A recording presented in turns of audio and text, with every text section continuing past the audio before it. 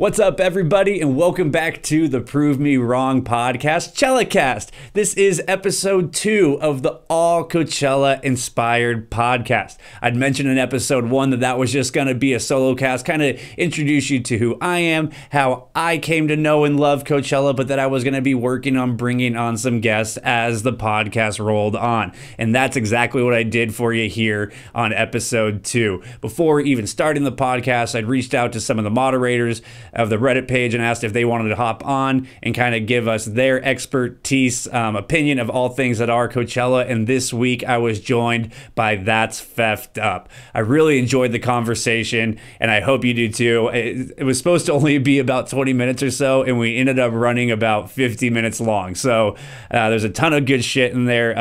It was great. If you're just listening to this on the audio, we actually recorded this via Skype, so you can watch them on a split screen too if you do watch the podcast on YouTube. So after the interview, at the very end, I will also have an artist spotlight for you, just like I did in episode 1. So without further ado, I give to you That's Feffed Up.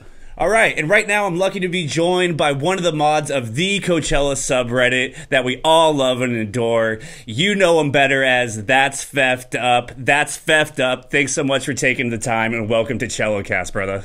Happy to be here. Thanks for having me. Absolutely, man. So first things first, how long have you been going to Coachella, and how the hell did you become a moderator?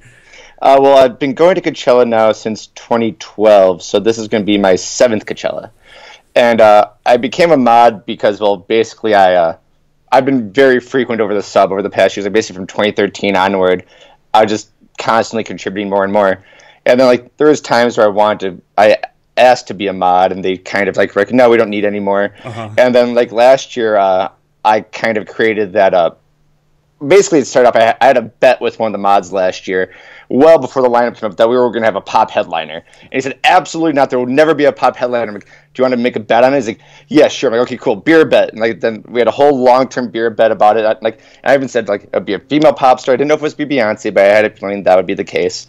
And then basically when the lineup came out, I was right. And then so I already had won that bet, and then another bet came along about how I said, if there's a pop headliner, there will not be an act in the Sahara tent during that set. And then that created another beer bet with someone.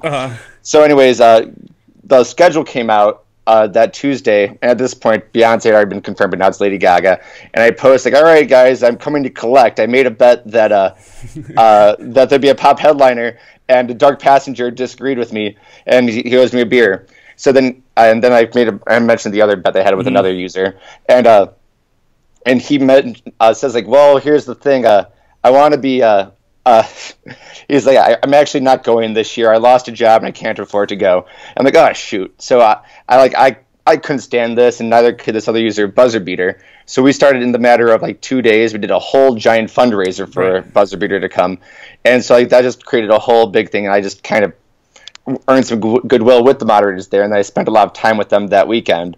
And then basically, the week or two after, I saw like another person, Kelsey Bebop, had become a moderator, who had already been kind of tight with on the sub.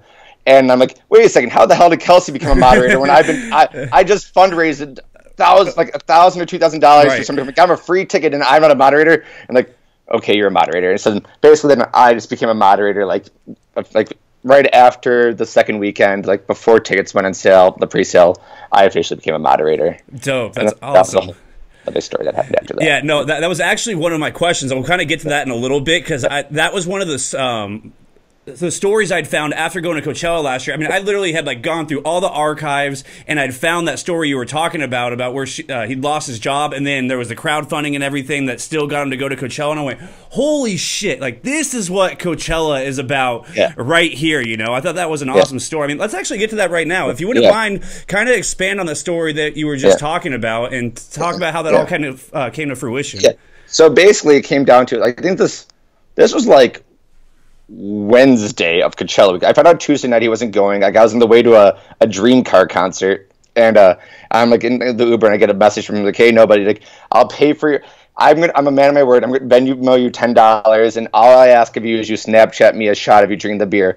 And like, okay. And then I turned to my fiance, and I'm like, which at the time she's my girlfriend. I'm like, "Hey, should we do a crowdfund?" And she's like, "Oh no, that's gonna be a lot of work." I'm like, Yeah, I guess not. So then the very next day, Buzzer Beater messages me directly. He's like, "Hey, dude, I've been looking to have a big, exciting moment for this year. What do you think of doing a crowdfunding thing for to get a Dark Passenger to come?" I'm like, honestly, that's what I was thinking about, but I'm just not sure how I can make it work. He's like, "Dude, just make a post. I guarantee you, I'll give you some money, and we'll get him on there." So like, basically, like at 4 o'clock on Wednesday, I do a giant post that was all like, "Hey, like I think the post like helped me get my free beers. I forgot what the exact name was. And help get him to the festival." So I do this whole big thing about raising money, trying to get him a ticket. He lives in Salt Lake City, so it'll be a whole other issue. Right. And all of a sudden, like I posted for him by like 6 o'clock. We already had like $300. I'm like, oh shoot, this is actually happening, because I thought it was gonna be a joke post or something. I was like, I don't know how we'd really get it to work out. And then like all of a sudden, like, and I think I set a goal of like either $500 or $800. I forgot what the exact amount was.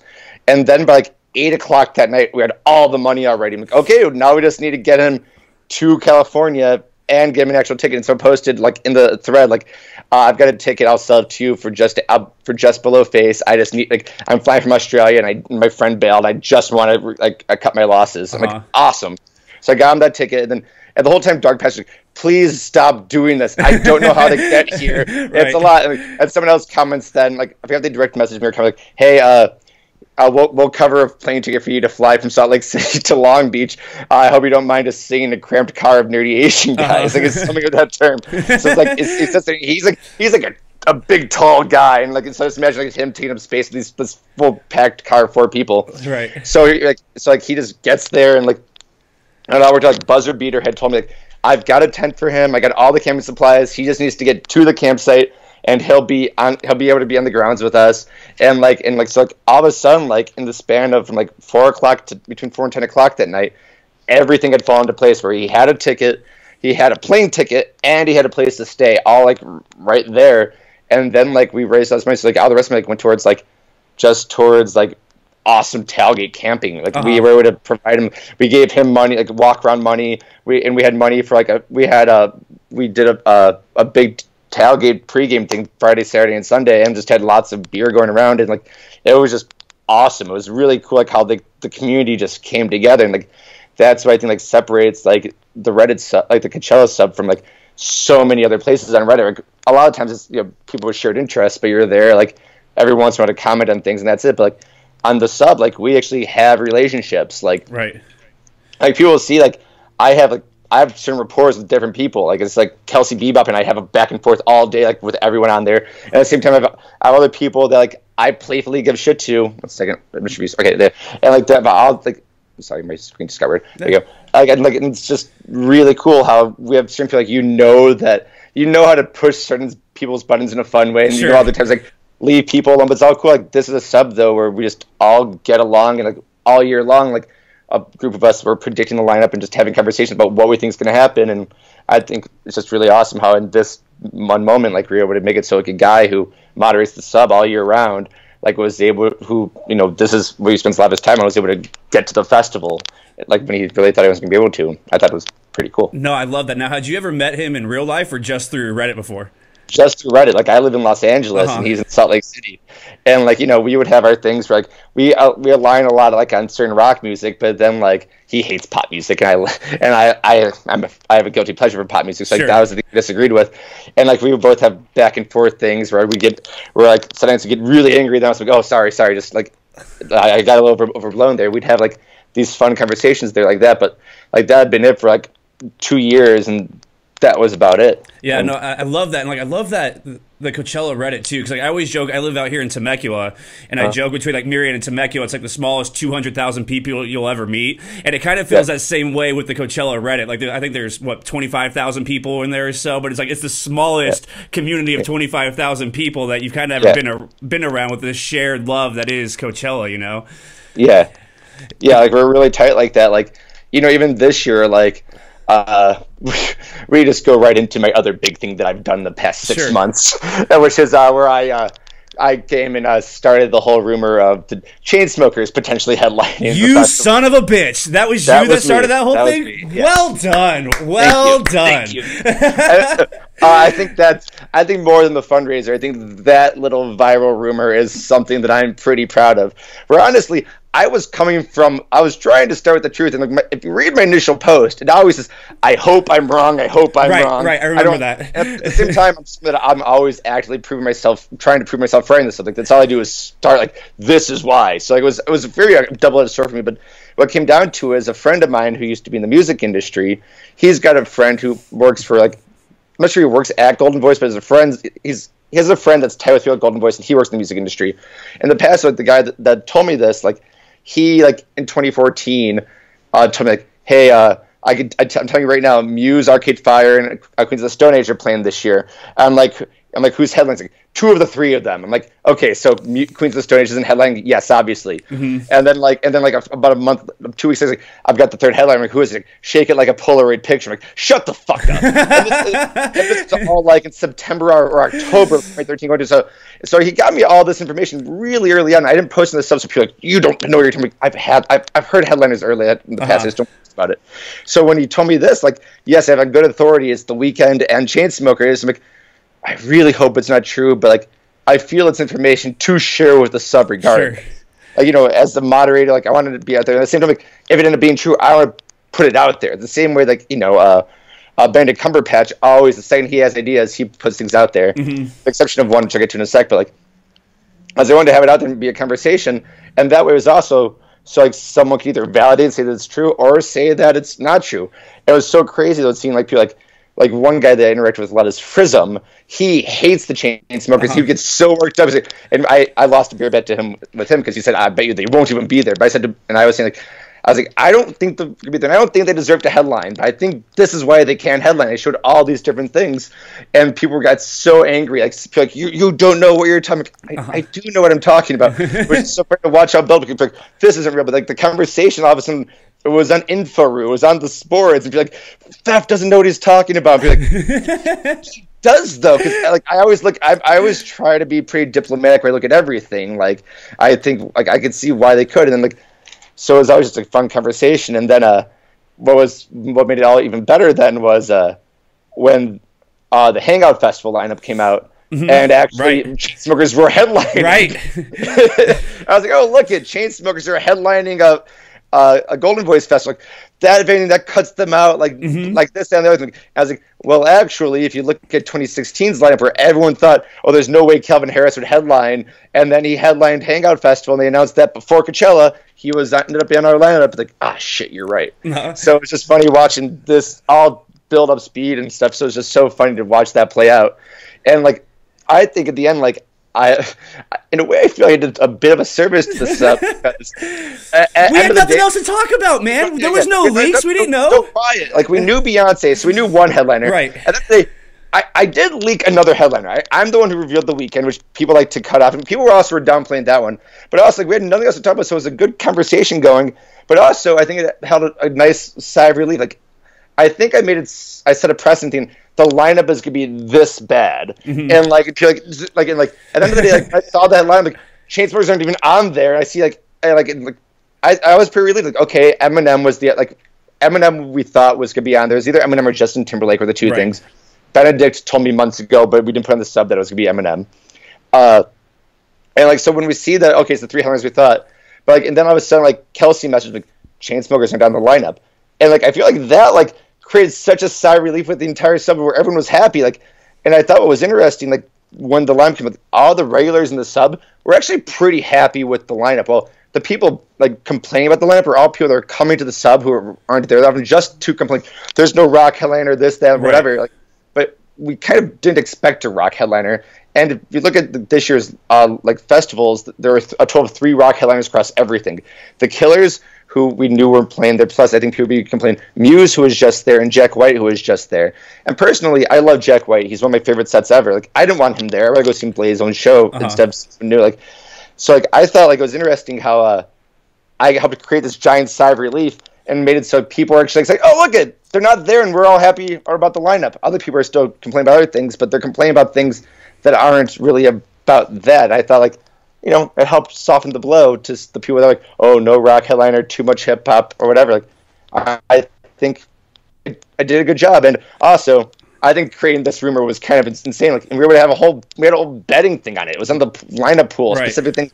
just about the Chainsmokers. Well, and that rumor had even like filtered to other subreddits too. Cause like I was in the Bonnaroo one, and like you would start to see them talking about it, like, oh, it's being leaked. And now that the lineup is out, and we've seen, like, I think most lineups are all out now for the festivals. Like Coachella is definitely the most deep lineup that they have. I mean, what was your initial impression once the lineup came out, and like what do you think about this year's lineup?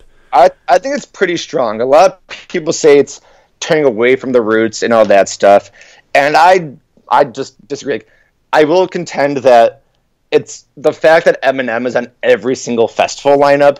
I think that takes away from the spectrum because he's normally a rare expensive act. And at the same time, people complain about his album. His album isn't good, but it's not as bad as people say it is. I think at the end of the day, he's played 3 songs from that album, and I think there are 3 tracks that'll be good. And at the end of the day, those will lead to like Beyonce being during his set, or like Ed Sheeran or something. Like, sure. But like, I think once you remove the headliners, and I think once you remove them, this lineup is very, very eclectic, where it goes deep, where like there is actually more rock on the lineup than the past few years, despite the fact that we've had major rock headliners. Like, this is the first year, like there's a lot of just guitar-driven music right on there. The people that complain about there's not enough EDM and Sahara acts, there's plenty of Sahara and EDM acts, but they're not big room. They're not the acts that you see in Vegas every weekend. So you're not having the Calvin Harrises or the Chainsmokers, the Diplos, the Zeds, but instead you have these really cool electronic dance acts. Like one that was brought to my attention by both my fiance and Kelsey and a few other people is Carpenter Brute, who is really cool. Like he's an electronic producer who performs the whole band. It kind of reminds me of a Bloody Beetroots type thing, where like it's all in the dark, but he has a full band that plays, and like it's really, really cool. So I'm excited to see like acts like him. Like I've been going through like the techno and house Coachella playlist, and there are some really cool just like electronic acts that I normally wouldn't listen to that are really cool and worth checking out. Like same with like Soul Wax. Yeah. Like that video that they showed me. Like, dude, it was so good. like I'm so excited to see them. Like I'm really nervous about who they're going to be against, but like everyone's, where's Chemical Brothers, where's the Prodigy, where's all like that's what Soul Wax is doing. Like they're going to be this year's Underworld, where like they're going to put on this amazing set with that's like 8 or 9 people. They're all going to be right there. It's going to be so good.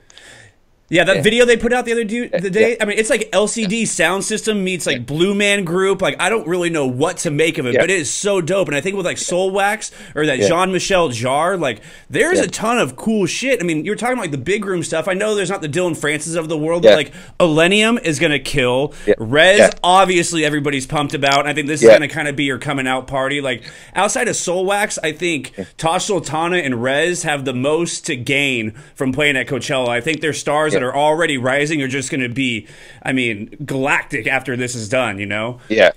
So I think that's cool. I'm not a hip hop guy, so I can't really throw in there. I'm excited to see them because, like, one of the playlists, like, the very first song is Stan, and 20 years later, Stan is still a great song. Sure. And, like, you know, it's going to be great to hear the hits, and I think it's going to be really cool. Like, I'm not one that to say, oh, what guests are they going to have to bring out? Like, he always brings out at least 1 or 2 guests, so it's going to be cool to see who he has. Like, I'm really hoping like Skylar Grey doesn't sing the hook for every one of his songs. But I think we not count on, but I'd be surprised if we didn't have like a pop star, like either like a Beyonce or like at Lollapalooza 2011 was there. Bruno Mars came out with him, and then to sing Lighters, and then 2014 when he played, Rihanna came out with him. Like, so he's gonna have someone. I'm not sure it's gonna be like Coachella 2012 had Dre and Snoop, where it had everyone, which was one of the coolest sets I've ever seen at a festival. But like, I think it's still gonna be a solid set. And I think also he knows that he is the first set of the festival season. He's playing everything. It's gonna be how Outkast was a few years ago, and he knows he's setting a precedent. I think he's also learned from Outkast, where like, don't fuck it up with the first thing. Outkast really blew it, and like, of course they came back and fixed, you know, this like, but now like when all the world's watching and everyone knows you're gonna be on all the festival season, set a good precedent and do a kick-ass job your first week, the first show of the season, and I think he's going to come and really deliver it at Coachella. So I think it's going to be pretty cool. And then rock like David Byrne, who's like the Talking Heads, the reunion that everyone's wanted, could be so good. And like Jamiroquai, like it's going to be awesome. Like he has more than just Virtual Insanity and Canned Heat. Like it's going to be really cool disco, like electronica, and like there's other stuff. But who are you excited for? Sorry, Man, I mean, no, it's all good. And like I even think like Dream Car, I think you'd mentioned them earlier. Like for everyone that loved that set last year with Empire of the Sun, like you kind of get a revamp of that again this year. And I mean, This is Dream. You're talking about Dream. Dream Car is a different band. I'm sorry. What's the name of it? Dream. Oh, just Dream. I'm sorry. Yeah, I'm sorry. Just Dream. But like, who I'm most excited about is to see how Odessa comes back the second year around. And with so many people mad about the pop headliners, I'm like, bitch, that's just going to take away from the other sets you want to see. Like, I hope they put Odessa up against Eminem so it kind of parts the Red Sea so you have a little bit more room to move. I mean, Odessa is probably the one I'm most excited about, but I think Friday, from top to bottom, I'm just worried about dying on Friday. I'm worried that I can make it through the entire day, you know? Yeah. Yeah, I'd be shocked if like Odessa was like right there, but I think Odessa will be I think they'll be outdoor theater before the headliner. Are they the same day as Eminem or same day as The Weeknd? They're the same day as Eminem, right? Yeah, they're Sunday. Sunday. Yeah, so I think they'll end up being outdoor theater right before, but who knows? Because I think I think it'd be cool if they have counter programming, but I've never seen counter programmers that major, especially when they're spending $2 million on Eminem. They want to make sure people are seeing him. At the same time, they're spending a lot of money on Odessa. Like you normally do like the cheaper acts against it. So I think it'd be cool that they do that. But I do think that they will give Odessa plenty of space to dance. Like they will be there at the outdoor theater. Like I think they'll probably be in the Porter Madian slot. Okay, that's great. And that's a great place for them also. But you'll have a lot of space, and they're like there'll be some good counter programming elsewhere where it will be like a mumble rap act or like someone else against them, right? Because Sunday has so much rap anyways that they're gonna have no matter what. Great competition. Yeah, so people can kind of get a sense about like your musical leanings. You mentioned a little bit, but like who were your top 3 acts that you saw last year? Last year, if you can narrow it down. Yeah, let me think. Last year the headliners were. Gaga. Lady Gaga, Radiohead, and Kendrick. So Lady Gaga, I loved for the first 90 minutes until basically right when she announced the new single, which was a fine single, but to build up to a new single wasn't that exciting, just didn't feel natural. But I thought she killed it for an original set, and I thought she also closed it out strong. I thought it was a really cool set. It was made purely for Coachella. It wasn't like the soft version of the Joanne tour she did this year. It was just a straight up set that she made pure for the festival, and I thought that was really cool that she could throw this together in under 2 months. Right. That's great. Radiohead was unreal, despite the fact that the first hour I was screaming the top of my lungs. I'm Weekend 1. Right. So I'm dealing with sound issues, and I'm freaking out. But the fact that they had so many issues and then came back and did this 90-minute greatest hit set where they played Creep, they played Paranoid Android, they played like all the amazing songs. They played everything but Fake Plastic Trees. If they had played that would have been everything. But they played everything else, and it was so good, like so emotional. I just loved it. So like those are my 2 headliners. Kendrick, I went back and forth on because I like him, but I don't love him. And at the same time, I wanted to see New Order, and I saw most of them, but the rumor of Eminem and Dre showing up and Kendrick got the best of me. It was a little air in my ear, so I ran over that at some point. Left by kind of, in hindsight, wish I'd seen more of New Order, which was great. My fiance right over here just shouting, to me because she. And then Hans Zimmer was just on. Yeah, like that was so cool and emotional. Like I think some people wanted to be more dancing. His music. It was going to be like all the Inception score. It was going to have highs and lows, like seeing the symphony just louder and with music that movies and that was great. And then Justice was great. Like Justice. What I loved about them, like I saw them in 2012. I was really excited, and they sucked in 2012. They were quiet. They started late and ended early, and it was like whatever. So to this, they came back and they're awesome. Like I kind of feel like they were the set that everyone thinks Daft Punk would be if they were to ever come back. And I think it was great. Like I'm someone on the sub who, if the circle jerk gets a little too big, it kind of dilutes it for me. So I sense this more about Justice. But their set was really good. I'm one of those people that brings glow sticks, and I had like 200 glow sticks just for their set. And it was just so cool. And then like Lord was great right after. I think it was Hans, Lord, and then Justice. And Lord was amazing. Like she was like, I don't know, I loved Green Light. I loved like her stage design with like the club box up above her dancing and like. So that was awesome. So that was more than 3, but those are my big ones. No, I love that. Like, I think Hans is like kind of the runaway favorite, and I would say Justice is probably number 2 from everyone that I heard. See, like, I left right after Hans's set, and with last year being my first Coachella ever, it was kind of like when I first walked into Sahara and saw Big Gigantic, I went, holy fucking shit, like, what is all of this? Like, I had never been to anything that big, and then I'd happened to go to Do Lab on Saturday night, so I caught the craziness that was Skrillex that came out and everything, you know, and then kind of tying it with a bow on Hans Zimmer Sunday. Like, it was just, I think I got a little bit of flavor of everything from Coachella, and I just went, this is what this is all about, man. Like, I've heard the complaints about Sahara and the adding the extra people and it being a little too crowded, but I don't know. I still danced in there and had a good time. No, Sahara is awesome. I once before my first Coachella, I went to Lollapalooza. I went to Lollapalooza a lot in college, like so 2005 through 2008, and then I came back in 2011. Like, I flew in for it, and it was like the Coldplay, Foo Fighters, Eminem, You're Crazy. But that was also the first year that EDM was really blowing up, and they had Perry's tent. Now it's a stage, but basically they have what the Sahara is now. They had that, and it was a giant. And like I spent a lot of time in there, and I realized I spent too much of the time in the weekend, in Perry's tent. So ever since then, I've gone to Coachella. Like, I can't get too stuck in the dance tent. I consider it crap. But I think it's really cool. Like Sahara does it better than what Perry's is. Perry's now is a stage, which like is cool because it deals with the crowd, but doesn't have the production. But I think the Sahara tent, how it's evolved more and more to become this giant production, is so cool. But I do think it's taken away from people like that. They're coming there and they can't see the acts they want to see. Like I am in 2 beliefs. Like, one, don't come to the festival only to be in a tent, only to see EDM. Like, there are 5 other main stages, and 5 other main stages plus the Do Lab plus Heineken House.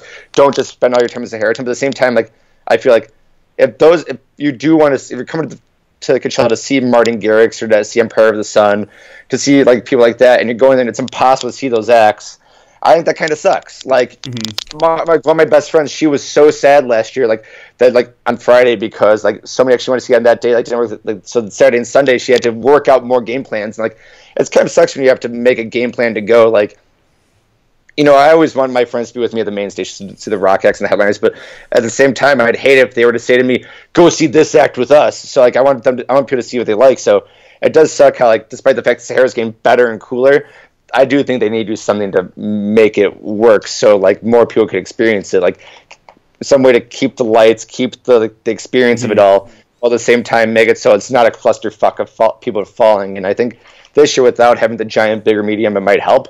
But at the same time, like, I think there will still be plenty of people that are just there just for the Sahara tent, because like that's how they like to party. They like to go to, it's like the EDC contingent. Yeah, and I mean, I realized how big it was after I left Dylan Francis and I was trying to walk out of the crowd, and we'd gone up by like the front door on the right hand side and got fairly close for it. But then you're trying to leave and you go, holy shit, I mean, this is tens of thousands of people deep, and I mean, it blows me away that people will be outside of the hangar and still dancing and enjoying it, because I think you really get the full environment being inside of it. But I keep joking with all my friends that on Friday, I mean, we'll have to see how it all shakes out, but I'm worried I might become 10% Egyptian because I'm going to be in the Sahara tent so fucking long. I mean, we'll have to see what they do with all the acts on Friday and who lands where, you know. But I mean, we've seen the rumors of maybe they'll twist where it's shaped, or maybe they'll try and make it bigger, but we don't know until we know with that. I don't know what they would do though, because if they too much, it goes into the Rose Garden, and all the people that spend $250 on a dinner and the VIP people, they don't have to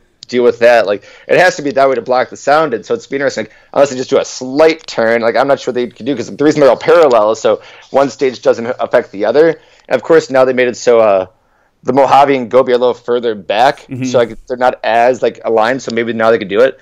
But it's been interesting. But I do think they need to do something. But it has been interesting just watching it grow, because 2012 when I went, Sahara Town was basically the size of what the Gobi and Mojave are now. Oh, like, shit. These are a little bigger. And those grew this year or last year. They became bigger. But like now to see like the hangar, like I remember like in 2013 or 2014, I was like, whoa, what happened? Like, just seeing those, I think it was 2013, like where that, like these giant lights, like that always had the production, the lights that went everywhere in the screens. But when I saw that, like, whoa, that's just intense. It is crazy. Like, it is crazy. Like, so many people come in there, like it is still like so crowded, when it is like, it takes up almost as much space as the outdoor theater. Not as much, but like the primary of the outdoor theater is basically the same size as the Sahara tent. It's still not enough. It's still not big enough. That's so wild. Like, so like they need to do something that makes it work while at the same time keeping the sound and like avoiding sound bleed. Mm-hmm. So, but it's gonna be interesting what they do this year. Like, is it gonna become the hip hop tent? Is it still gonna be the dance tent? But like, I don't know. It's gonna be strange because like a lot of the acts that people always love to see them, they've all really graduated to bigger stages anyways. Mm-hmm. Yeah, it'll be interesting. Like I think like with Rez, because I mean she obviously with her visuals and everything, like it's perfect for the Sahara tent. But I think so many people are going to be there. Do they try and move her outdoor? Do they try and put on Alice in Wonderland while she's playing? Like I'm not quite sure how the schedule conflicts or where she's going to be during that time. Now you mentioned you've been there since 2012. Is that correct? Yeah, so 2012. If you can narrow it down, favorite act of all time. See, it's so tough. Like favorite, because like I've got 3 favorite headliners, which are Snoop and Dre, Arcade Fire, and Jack White. So were you there for the Tupac hologram? Sorry to interrupt. Yeah, okay. It's like Oh my god. Yeah. So and all 3 of them have like different reasons why. Like all 3, at the end of the day, they all equal to the same. Like it's a giant production with a full working band that like they did a thing that was for Coachella and was great. Like that Dre Snoop thing was from Twice, and that was it. And it was production that they knew they had to deliver on, and it was unreal. Arcade Fire, like this was their 4th time playing, and they made sure like, and they like it was kind of their tour, but at the same time like, they made it so it was just about Coachella. And then Jack White, who after doing a year's full of touring, like he did a thing like was not what he did the rest of his tour. Like, it was like he was like a band leader on stage, and it was just so good. I remember going into and saying to my girlfriend at the time, now my fiance, like, if Jack White can make "We're Gonna Be Friends" into a danceable song instead of being like the little tinkery slow song, he will have won the weekend. And he did that, and it was amazing. And I thought it was also cool that, and he stuck to his. I mean, no one knows this for sure, but he stuck. The rumor is that he chose not to close the stage. He wanted to play earlier, so he didn't compete against Axl and Grosso, who for sure were closing outdoor theater. And he didn't want to have to deal with sound pollution from fireworks and their loud music. And instead of like making a big fuss about like I don't want to deal with this, he said, "You know what? I just want to have better sound. Put me earlier. The weekend could close, and he could have an hour. I'll still my full set, but I want to have good sound. And I don't want to compete with the stage. Just put me earlier." And he did that. And he just sounded immaculate. Like that was one of the times I realized like how amazing that outdoor the main stage sound is, and it was just so good. Like those are my 3 favorite headliners. Then favorite sets otherwise, like Sufjan Stevens in 2016 was one of the biggest surprises I've ever seen. Like I went to it expecting like his Korean Lowell, like quite acoustic, and when he smashes his banjo right after Seven Swans, his opener, and you realize, oh shit, he is not doing what I thought. Like you see, like he's doing like all this from Age of Odds, where it's this big dance music. It's all Technicolor and neon day glow. He has these dancers like in aerobics costumes, like. It was unreal. I think it was kind of his way of basically saying, like, yeah, screw you guys for like all you people that are sitting in front of my stage camered up for Jack. You don't know what you missed. Yeah, like you should have stopped more or less.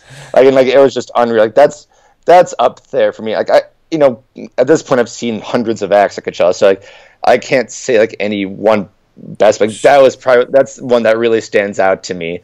And like then I've at the end of the day, like otherwise I have years where the weekends are just an amazing accumulation of music. And other ones are like the days are not that great, but they have these moments that are just unreal. But like when it comes to full sets that were just like completely like created for that one moment in time, for that 1 hour or 2 hours, however long it was, like those were sets that really, really stick out. Where I think still to this day I think about those sets and spending time with whoever I was with when I saw them. Fuck yeah, badass. Now are you a camper? Are you an Airbnb-er, or what do you do? I'm a camper. My first 4 years I was an Airbnb, or my first year I went with an internet friend like that I had met through Facebook. Like I was like in networking, and I went with him and stayed at his friend's grandpa's house, and like about 15 miles away, and that was not great. But then like after that, like the following 3 years I did an Airbnb with a bunch of my friends. Like it was the first time we all got a house together, and we were like 2 miles away, and that was awesome. Like we would Uber there or have a driver there, and then we'd walk back every night. But then starting in 2016, I started camping because basically after 4 years and like some people 3 years, we were all like, we want a new adventure. We kind of done it all. It's growing stale. Let's change it up. So then we camped. So I've been camping the past 2 years and camping again this year. And I think it's a cool experience. Yeah, I love it. Like, I kind of talked about it in the first podcast, but I realized, like, that's almost just as much about what Coachella is than seeing the sets and all the shows themselves. It's kind of enduring the heat and kind of all being in together. And I think that's, like, where some, at least for me, that's, like, where some of the bonds grew with, like, strangers that I hadn't known prior to that weekend, you know? Yeah. I think, like, the Thursday camping scene is really awesome, basically. From like, depending on when you get there, from, like, sometime Thursday to, like, early Friday, like, it's all about camping with people and celebrating the weekend and, like, just partying and stuff and just getting pumped up. And that's where the really magic is of camping. I think from Friday night through Sunday night, like, some of that's it's cool pre-gaming, but, like, I feel like a lot of it, like, Saturday morning and Sunday morning is recovery of, like, oh, it's so tough, like, let's get it going. It's a fun path. Like the very first Saturday of seeing everyone doing their recovery, it's, like, so funny to see everybody getting food and all that. And same, like, Sunday, where it's, like, zombies. It's all cool. Like, at the end of the night, it's, like, where everyone's, like, in line for spicy pie. Like, there's, like, they just need food after closing the win. It is all really cool. Like, and I think that's something, like, yeah, there's definitely a magic in a community there. Like, making friends with people, like, that you start seeing at sets and hanging out with, and you know, you sometimes you go to the festival with, like, one group of people, but then you find, like, you spend more time with these other people that you became friends with the festival just because you have more time, like, they align more with taste with, like, align with more taste wise. So it's cool, like, just to be with, like, these other people, like, these friends that you make. I call them, like, single serving friends, like, to a fight club, like, or these friends that you just make and you're with them for the weekend. It's just a cool community that you create. Yeah, one of the best tips I got was about camping was to not put up any barriers until you meet the people next door. Because, like, instantly when you start putting up the easy apps and start putting the tarps, you could close off a group of people that might be the shit. Or, I mean, maybe they're assholes and you want to close them off. But I heard at least get through day 0 and then start putting up the barriers if you want and just see who you might run into and who you can make friends with. Yeah, I learned that from there. And, like, same, like, this past year I went to Cal Gym and I camped there, and it was cool. Like, we got there late, like along with other people. Like, for a one-day festival, I wasn't about to take off a full day of work the day before. We got there late Friday night, and it was cool, like, being camping and just, like, making friends with, like, these people next to us, like, sharing beer with and chilling, and then, like, getting ready the next day for the concert. It is cool, like, just to make friends with other people that are around you and talk about, like, what you're excited about, getting, like, music recommendations, and then it's just it's really cool that way to just meet all the people around you, like, right next to you, like, the path over and everything. Now, this next question, I'm not sure if it kind of falls under the same rules of, like, Fight Club, like, you're not supposed to talk about it, but for the newcomers in the Reddit, can you tell the original story of the red folding chair? That's a Facebook thing. That's more Facebook than Reddit? Okay. Yeah. No, because that's... I'm going to try not to be mean here. Hey, I get it. We like Reddit better. No, but it's called the Reddit Facebook group. Like, that's what it's called. So it was a Facebook group that was devised from the Reddit sub. I was not there for the creation of this. And since then, there's definitely been a thing where there was originally all the same mods, but then at some point there was, like, a Hatfields and McCoy's thing where all of a sudden there's a split off. We all spend time there, but it's become a thing where, like, the Facebook group is definitely, like, some people, like, they don't really know Reddit as much, but it's all cool there. But basically, from what I gather, the red chair was someone posted a picture about their red chair last year, saying, "Hey, I lost my red chair. Like, basically, my girlfriend brought it over to this campsite, and it was. But the thing, and, like, we lost it. Has anyone seen it? Like, end of the day, like, I wouldn't care, but it was my friend's chair that I borrowed. And so guys got me out." So someone posted a picture of just a red chair. It's literally the same red camping chair that you could find everywhere. Like, I have that red chair. You get it at Smart and Final. Yeah. So that way I become a joke every time someone sees a red chair. Like, stuff is like, oh, I found the chair. So that's the meme. It's a funny meme, but, like, that's all that was. Like, someone posted on there, but yeah, my Facebook. Like, they have their interesting memes. They're just a little different than ours. Right. Go ahead. Sorry, bud. I just think with them, they're people that are way more reactive on things than we are. I think that because we've got the benefit of a downvote. Right. I feel like people can post things that hold no weight, and people freak out. Oh no, how does this happen? It goes to the top of the thing, and just it's there, and like people get freaked out. Oh, it's Eminem. How the hell? They're surprised at the notion of these things. But, like, on Reddit, like, yeah, we've known this for months. We knew, like, the different things. So I think it's interesting on there how, like, Reddit, like, is similar to, like, the boards where they're more kind of in the know, and, like, they spend all their time communicating, and it's an ongoing thread where on Facebook because like the post come and like by the next day that post is dead. Right. You don't really see it as much. So I think it's just interesting to see how reactive in certain ways the Facebook is versus the actual proper Reddit is, and then even how like the boards are. The boards are such a different beast. They're even hard to describe. Like I was on there a little bit before the lineup came out, and since I'm like I can't even get in there. Right. But it's really interesting though, like how each thing comes out. But yeah, the red chair though, to go back to that, it was just a meme by someone lost it and then they kept it going from there. So at the end of the day, I remember like last year, just someone I created a fundraiser for a moderator. They lost a red chair. Well, that's the thing I love about the Reddit too, is like it's curated content. I mean, the Facebook's a free for all, and like I've especially seen it now with it being my whole first Coachella season of the influx of the newcomers that come once the lineup comes out, and so many of the same questions. And if they would just use the search bar, people are pretty good at directing them back where to find the information. And I mean, like I'm a big Joe Rogan fan, so like I go on his Reddit, and that thing's just shit post after shit post, and I'm like, I wish the moderators would do a better job of not having people post the same story 3 fucking times. And I mean, it's much more manicured, I'd say, in the Coachella Reddit than it is on the Facebook page. Yeah, we all kind of have our own little jobs, and they're like, I have it open like a lot, and same with Kelsey does too. Like, so we do a good job of like just watching it from day to day. Like that's kind of our task, of being on there, moderating the conversation. We try not to delete things that just because we don't like them, unless like it's a repeats.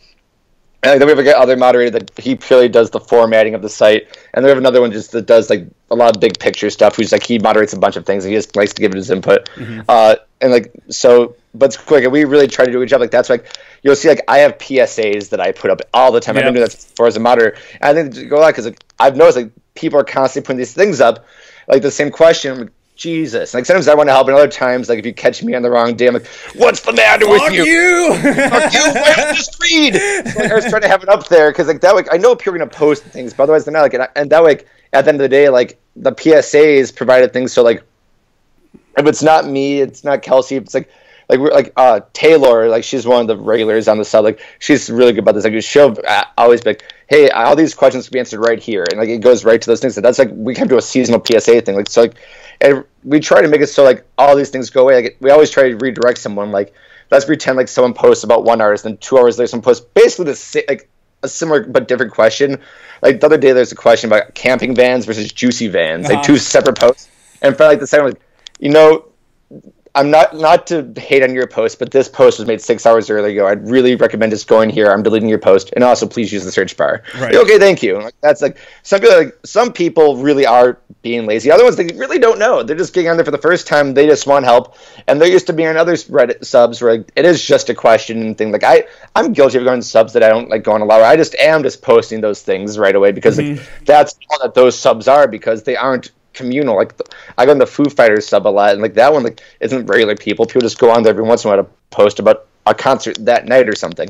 So I think like, but for us, we really try to manicure it, like to make sure it is a really fine-tuned thing. Well, as opposed to like on Facebook, like they were doing an approval thing, but that was mainly to curb like people posting about like certain dark subjects. Like there was a whole racist thing going on with Beyonce last year. Oh, fun! And yeah, that was fun. So they're moving a thing. Like I had made a joke about something, and I think mine was about like, what was my like, because like dudes, we know yours was a joke about like having 2 urban acts and at the same time Radiohead, while other people were saying legit racist things and using the N-word. I'm like, okay, now so like they were pure getting mad about censoring, but now they let everything through as long as it doesn't like do that. So I get that, but like it is interesting. We try to like remove redundancies while they just like it's a free for all as long as you don't break social norms. Yeah, I mean, as long as you're not being an asshole, I guess at the end of the day, we kind of get annoyed with all the same questions, but it's a bunch of people that maybe they're greenhorns to it, that they're stoked to be going, and I think we can kind of all understand that feeling, Yeah, like that's like on my PSA said, questions for the newbies to not piss people off, and things for the regulars to not get so angry.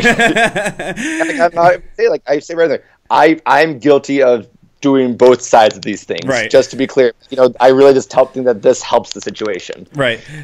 Yeah.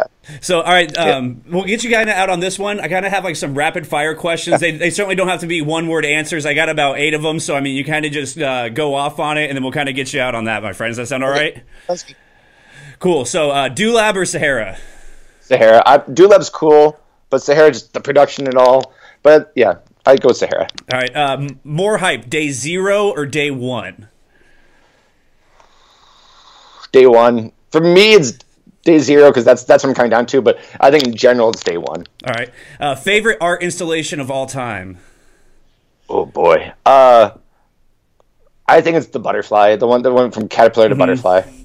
That was so cool. Yeah, I'm kind of hoping they have something big like that this year. I mean, obviously, since last year was my first year, and then now I'm finding out about all the moving installations they had, and I was like, "Fuck, I didn't get any of that." Well, that was Poetic Kinetics. They had the same thing every they before that they did, going backwards. They did the Caterpillar to the Butterfly. The year before that, they had a moving astronaut. And the year before that, I think, was a snail. I'm not sure there's anything in between there. But they had different things that got bigger and bigger. And I think it came down to two things. They were getting too expensive. And at the same time, I think that they didn't know how to top themselves anymore. Like the snail was cool, but then the astronaut had different faces throughout. And then, the caterpillar turned into a butterfly. Right. Of course, those two things. They made multiple pieces. And so I just don't think they could top themselves. But yeah, that butterfly was so cool. Yeah, I think they'll kind of have that this year in the Eduardo Tresoldi. I don't know if that's how I'm saying his name correctly. I mean, obviously his pieces aren't going to move, but with that mesh and the way it lights up, and we're going to have this crazy 3D, I think maze type of thing to be able to walk through. I'm really pumped to see what he can do this year with it. Yeah. Favorite non-Coachella festival? It used to be Lollapalooza. As of right now, it's Cal Jam because I'm a big rock guy, and right now it's still just a one-day festival, but a one-day festival just to rock and curated by the Foo Fighters. Just wanted to have rock music for one day, just a big party. That right now is my favorite. I was bummed that obviously I knew with Foo Fighters when their tour schedule came out, I was like, all right, well, they're fucked. But I was really hoping for them or even Incubus, because Incubus had a gap, and I don't think Incubus could be your top headliner, but second bill, and I mean, being California band, I thought Incubus, I thought they were a shoo-in for this year, because they had a big gap there now, too. But I think they've now seen they're playing South America or something during that time, so they won't be there. Spicy pie or paella? Spicy pie. I'm all about spicy pie, and then my wild card is I'm about the crab fries. Spicy pie is end of night. My snack during the day is I get the crab fries. Yeah, but spicy pie otherwise between those two. Favorite thing to do day 0? Just explore. Just go around and see everything. That's we made sure, because we knew that it would be a shit show afterwards, we made sure to go straight to the Antarctic Dome the second it opened on Thursday, and it was awesome. To see that, because we did it again. I did it twice that day. And, after the line was so big, I hear the line actually moves real fast, not to be intimidated by it. But we made sure we did it right away. That was cool. Just getting to explore and see the grounds, trying to peek out over the edges to see the stages, seeing the sunset from that giant hill in Lot 4. I think just exploring everything, getting a real feel for it all, and just drinking with everybody, all that is just so awesome. Yeah, I can't wait. Since I didn't do day 0 last year, I'm looking forward to getting in that line, taking my shoes off, and since I'm weekend 2, hanging out in the dirt and not the grass. I'm barefoot all Thursday. I come in flip flops, and we have the soft grass, and unless I'm walking far, I'm barefoot for most of Thursday. Yeah, I cannot wait to indulge on that, man. So, and then we'll get you out on this one. Biggest misconception about Coachella? You heard on last week. It's the bros, the Instagram whores, the celebrities. They're there. But here's the thing. The Instagram people, the influencers, celebrities, they're in VIP. They're nowhere near you. You're lucky if you see Aaron Paul or or Emma Roberts or Bella Thorne. No, you're not going to see Bella Thorne. She's off in VIP. You're not going to see the celebrities that they all say. And the Instagram people, they're there, but there are 100,000 people there. So of course, you put 100,000 people in any gathering. Guess what? There's going to be people all about social media, and the bros are there, but they're just they're in they're doing things, but they're only going to bother you if you let them bother you. There are crowds there. That's of course. Last year was really crowded, but they're not crowded by the bros. There are a lot of people in bro tanks. A lot of people are shirtless. I'm shirtless or in a bro tank mostly because it's fucking hot out. Right. But but there aren't that many bros. The assholes that people think they're not. It is just a chill atmosphere. We're all there for the same reason. Everyone says, "Oh, I'm there for the music. I'm there for this." At the end of the day, we're there to have an amazing weekend. It's it's my favorite weekend of the year. It's what I talk about literally every single day of the year. I talk about Coachella. And like, it's just, we're all there just for that. Maybe some people are wanting to be seen on Instagram. Maybe people want to just, they're not there because they're seen. They want to be there because it's a great time. And like, if you let someone else's bad time impede on your, like, if you let someone else celebrate their good time impede on you when they're not actually doing anything to you, that's on you. Right. I think you should be there, be happy that what's going on. You should be happy that like you're able to be at this festival and in the gathering where you have this production, this music. It's the best run festival in the country, if not the world. Like, it's always great. It's always amazing. There will be, of course, there'll be issues. There'll be a sound issue here or there. There will be the sets that are like whatever, but there'll be also these sets that you never expect in these amazing times, and that's what we should focus on. Anyone that focuses on a few different type of people they don't like that are there, they're not having a great reason, but like, so that's the big misconception. The people that are worried about the Instagram people, the celebrities, the bros, like, don't worry about them. Just worry about having the not even worry. Just think about having the best time and just plan to have an awesome weekend, and that's all you can do to really just have the best weekend possible. And drink lots of water. That is awesome. Guys, his name is That's Feffed Up. Thanks so much for taking the time, hopping on the Chellacast. Thanks for all that you do and the other mods do, man. Happy Coachella, my friend. Happy Coachella. Talk to you later. All right. So there you have it. Thanks again to moderator and Redditor That's Feffed Up. I really enjoyed that conversation, and I hope you did as well. And also, for those of you watching the podcast on YouTube, it now gives you a face to the name of the son of a bitch that went out there and dropped the Chainsmokers rumor, huh? I mean, I know it was dead season and we didn't have a lot to discuss, but that thing was like a fucking forest fire. That thing just spread so quick. And I'm going to say something about the Chainsmokers real quick, and it's not going to be the most popular opinion, and I understand that they're as cheesy as you get, and they're cheese EDM and yada, yada, yada. I'm not even going to defend the band per se, or the group, whatever the fuck you want to call them. However, have you seen their drummer? It's this dude by the name of Matt McGuire somehow. I've stumbled on him going down the YouTube rabbit hole, and he has a gang of dope-ass covers that he does on the drums. Yeah, I think he produces some of the tracks himself and everything, so if you're a fan of dope-ass drummers, go check out Matt McGuire on YouTube. So, see, I'm not defending the Chainsmokers. I'm just saying that they have a pretty badass drummer, and the dude can play his ass off.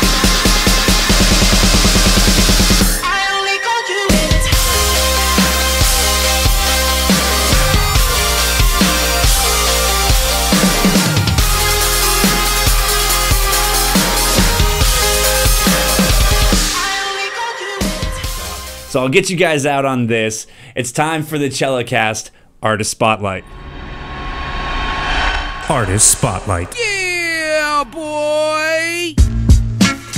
And this week's Chellacast Artist Spotlight is the indie rock trio that is 100 Waters. You likely know 100 Waters off their 2015 smash collab hit with Skrillex and Chance the Rapper, Show Me Love.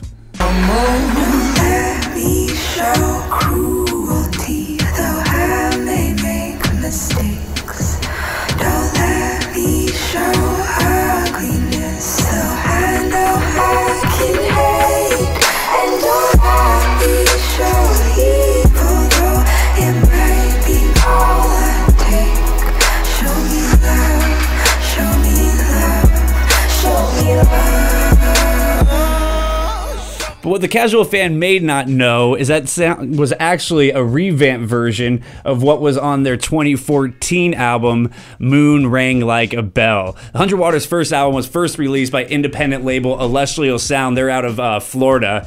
And here's a fun fact. Celestial actually provided them with a vegetable oil-powered school bus that they used as their tour bus for their first U.S. tour, and also the South by Southwest performance back in the spring of 2012. Following the album's release, the band was invited to take part on Skrillex's Full Flex Express Canadian Train Tour.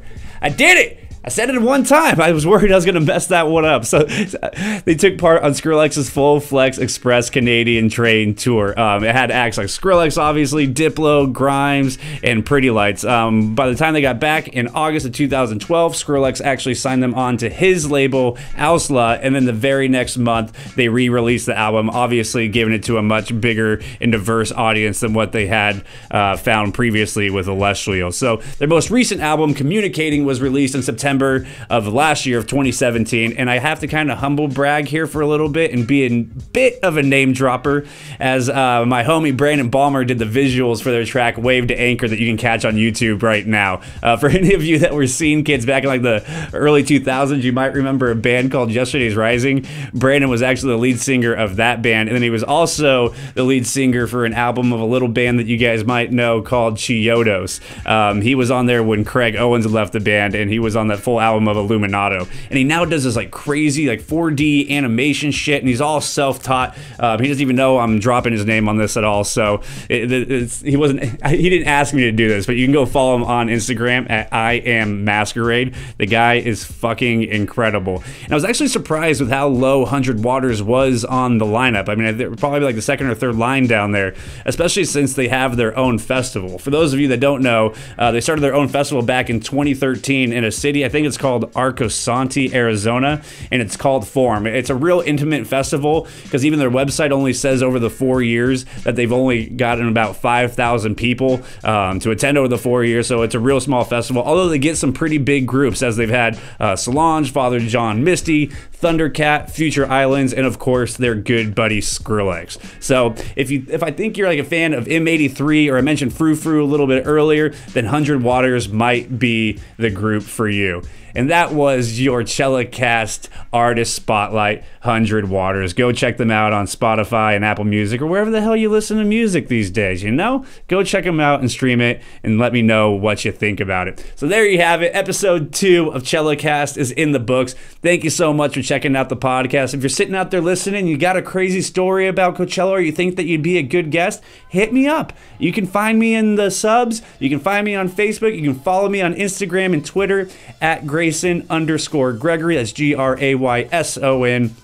Grayson_Gregory. You can also follow along on the Prove Me Wrong podcast page on Facebook. It's facebook.com/Prove Me Wrong Pod. So thank you guys so much for checking out the podcast. I really hope you enjoyed it. I'll see you next week. Peace.